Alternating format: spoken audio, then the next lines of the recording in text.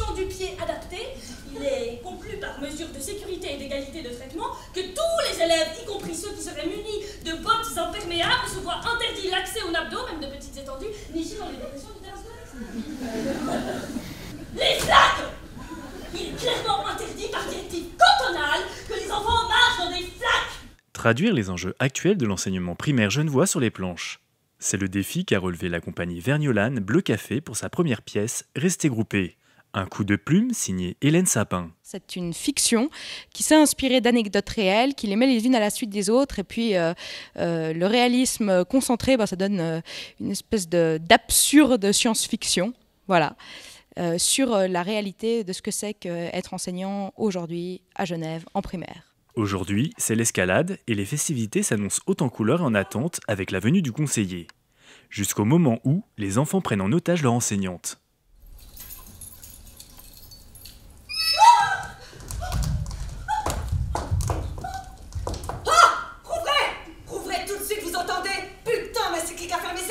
On se veut une compagnie de théâtre qui, on l'espère, maintient le principe du spectaculaire, du merveilleux. Voilà. On se bat à tout prix contre une forme de théâtre qui sombrerait dans un cynisme, qu'on trouve une espèce de cynisme ambiant qui devient quand même pas mal à la mode ces dernières années dans le milieu culturel.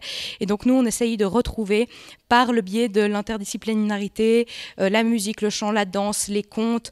Ce qu'on essaie de faire, c'est ce qui rappelle en fait l'émerveillement qu'on pouvait ressentir quand on était enfant devant des spectacles magiques. Qu'est-ce que vous faites? Une barricade! Je ne vous permets pas de faire ce que vous voulez dans mon open space. C'était ma salle avant, je te rappelle, et c'est toujours mes pupitres. Ils peuvent entrer, faut pas les laisser rentrer. Ah, ok. C'est quoi ces manuels? C'est mes manuels. C'est tout le monde. Devenu cadeau capenné, bon acheté. Moi, je les ai gardés, protégés.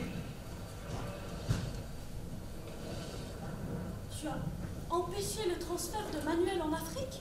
L'équipe qu'on a formée pour ce spectacle, elle est composée de Julie Meyer à la mise en scène et en jeu, il y a Céline Ricca, Cléopatra Lida Zakharova et Mathilde Souter, avec une intervention aussi de Lionel Robir comme comédien à la fin de la pièce. Cette compagnie a d'abord été créée précisément dans le but de faire ce spectacle, rester groupé.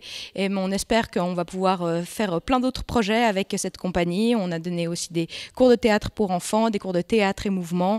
Voilà, donc ça prend forme, on débute, on espère assez fort. De se servir aussi des outils de chaque comédien et de leurs particularités en tant que danseuse ou chanteuse pour apporter quelque chose de plus au spectacle, mais qui n'est pas juste on chante pour chanter ou on danse pour danser, mais qui en fait utilisait ça pour raconter dramaturgiquement quelque chose de plus. Et que l'enfant ait peu de mots, mais par contre agisse dans le mouvement. Il y a des symboles, des images du coup très fortes qui se passent grâce à ça. Et du coup, ça gagne en fait d'avoir des gens comme ça qui peuvent aller puiser dans plusieurs outils, c'est super. La pièce s'est jouée les 10 et 11 décembre au Théâtre du Nimail avec un temps fort, le débat public animé par la Faculté de Psychologie et Sciences de l'Éducation dans le cadre du premier module de formation pour l'enseignement primaire. Il s'agit de confronter nos étudiants, qui sont donc de futurs enseignants primaires, à la manière dont on voit, dont on perçoit, dont on parle de l'école en dehors du métier, et donc de réfléchir à ce métier avec un regard un peu décalé. De temps en temps, sortir de l'école pour penser l'école, c'est utile. Une farce pédagogique qui est aussi et surtout un hommage au métier d'enseignant. Le métier d'enseignant a toujours été fait, comme d'ailleurs tous les métiers, d'une part de ce qu'on appelle le travail prescrit, c'est-à-dire un certain nombre de directives, et Dieu sait si l'instruction publique a toujours été soumise à des directives, des programmes, des méthodes, des prescriptions diverses, des procédures d'évaluation. Et puis sur l'autre face, bien sûr, la zone d'autonomie de l'enseignant, qui doit pouvoir faire preuve de créativité, d'inventivité, de présence auprès de ses élèves. Les enseignants, parfois, ont des débats entre eux. C'est ce qui est mis en scène dans la pièce à propos de la manière dont il faut formaliser les choses. Mesdames, restez groupés. Ne bougez plus. Ne bougez